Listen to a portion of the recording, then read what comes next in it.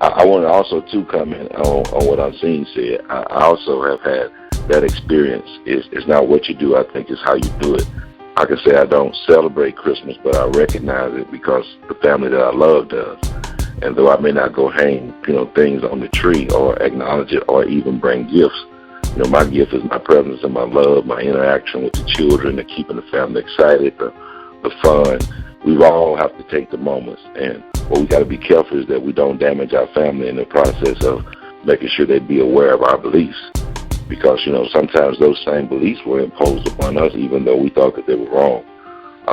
I think I damaged my marriage by coming in. You ain't putting this in my house. You ain't putting this in my house. You ain't putting that in my house, and changing my name and not realizing, it wasn't just my house.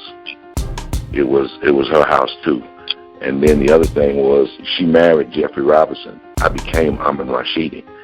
So, we have to be mindful of what we're doing while we're doing it. And while I was practicing the principles to the hilt, the people who taught me weren't. So it created a bitterness in me. And I was wondering why things worked so well in their family. Yeah, it was simple because husband was smart enough to make some compromises with the wife and not feel like he was the top dog. And if you do it the right way, she'll come on. And because she see you living it and committing to it, you can be stern but not stupid. You know what I mean? So I just wanted to say that because it's a time of love. You know what I'm saying? If people are so committed, man, I love Christmas. I want y'all to understand it. I'm deep inside. I love that, man. I mean, there's songs that bring back memories and how I was treated as a little boy. So let's not play that off like, oh man, it's just but you got to tell them the truth. I agree with PG with that. You do. It's just kind of how you do it. But Unseen Mother does a function kind of like for everybody in the community that's a friend that she's comfortable with that comes over to her house and she does the meals and the whole nine. And it's not, on Father's Day we don't do nothing. We just go to her house and big giant screen TV and we eat and we serve. Man, it's beautiful.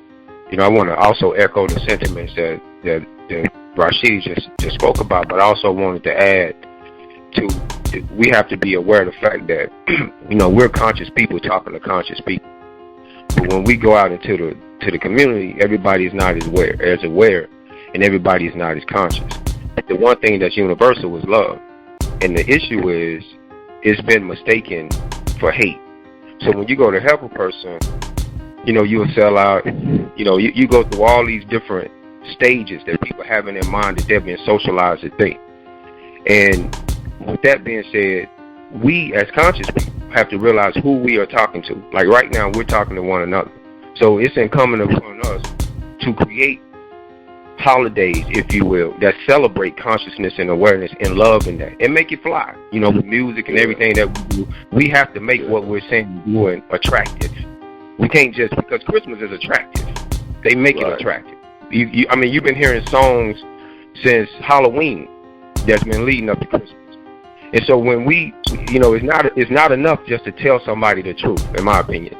I think we have to take that and make that attractive and begin and become more aware in and of ourselves that when you're talking to somebody, they are not aware, and truth is relative to the person that's receiving it.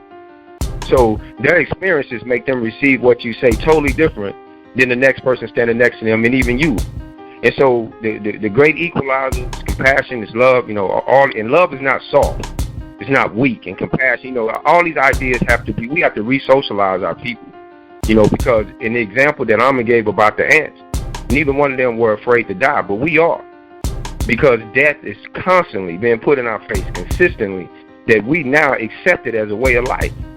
And so in order for us to get our people, like Stephanie is, and where the process is not as long, and we take some of the sting off of the harsh realities, we have to make it attractive, make it beautiful, and celebrate it, and protect it with power, and strength, and muscle. All the might and ego that we put into, and pride that we put into, different things, we have to put that around consciousness, but also show it for what it really is. Every one of us has a heart. Nobody would be on the phone right now if we didn't love each other. That needs to be, around this holiday season, we need to create opposite and contrasting events and times and moments of awareness and consciousness that rival this Christmas idea, this Thanksgiving idea, and all these different Valentine's Day and all these places where all this money is going.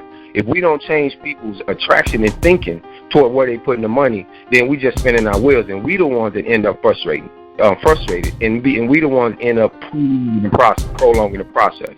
So I just wanted to throw that in also.